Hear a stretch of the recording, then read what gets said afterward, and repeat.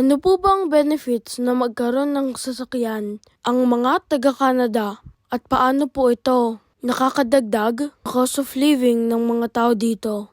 Alam niyo po ba, nag-aral mag-drive si Mami dahil sa madaming dahilan. Unahin po natin, yung gusto niyang makapunta sa Manitoba dahil sa sikat na babuyog na paboritong kainan ng mga Pinoy. Sabi niya pag natuto daw siya mag-drive, pupunta daw po siya kahit saan. Tapos, nung natuto na po siya, hindi naman po siya nakarating sa Manitoba.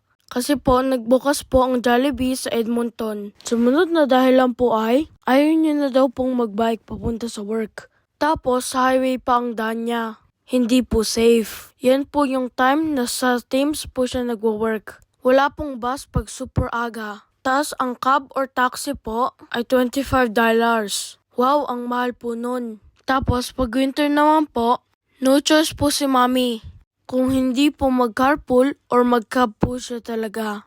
Another reason po niya bakit kumuha siya ng sasakyan, dahil nung na-transfer po siya ng ibang branch, lumipat din po siya ng bahay na mura at malapit sa work. Instead na mag-bus, nilalakad po ni Mami pa uwi. Ganun naman din po kung sasakay siya ng bus. Malayo po yung bus stop. Kahit winter naglalakad po si Mami. Sobrang lamig po. Pero pag extreme naman po yung weather, nagkakap pa rin po siya or taxi. Another reason po niya, kasi pinaplan niya yung future. Kasi alam niya, soon makukuha niya po kami sa Pinas. Ayaw daw po niya na maranasan namin na pumapasok sa school na naglalakad. At gusto daw po niya kaming ipasyal. Kahit wala po si Tito JT dito sa bahay. Marami pong advantage na magkaroon ng sasakyan. Pero syempre po magastos po. Tulad po ng nakikita niyo po ngayon, nagpakabit po si Mami ng winter tire. At dahil wala daw po siyang rim, ipinakabit niya po sa shop. Siya nga po pala, kay Kuya Ariel po siya nagpagawa sa AJ Auto Body Shop. Diyan po sa may Red Deer.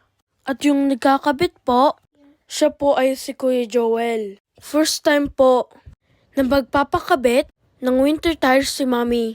Lagi po kasing all season ang ginagamit ni Mami. Ngayon daw po, susubukan daw po niya kung masafe po ang winter tire. Siya nga po pala nagbayad ng $100 si Mami. Kasama na po dyan ang balancing.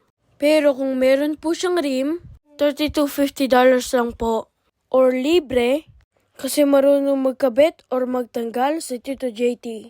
Kung bibili po kasi ng rim si Mami, masyado pong magastos. Kasi yung gulong, 500 to 1,000 ang price.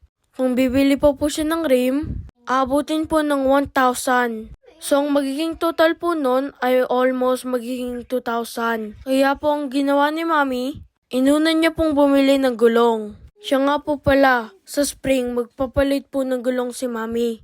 Ibabalik niya po yung all season niya. 3 years pa lang naman po yon. Pwede pa raw pong gamitin during summer.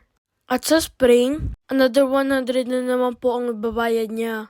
Pero sinabi po niya, baka bumili daw po siya kahit second hand na rim. Basta makatipid. Siya nga po pala. Sana ma-enjoy niyo po yung pinapanood niyo po na sasakyan ng Mami ko. Hayaan niyo po, i-advise ko po siya na i-car wash niya po muna ang kotse niya.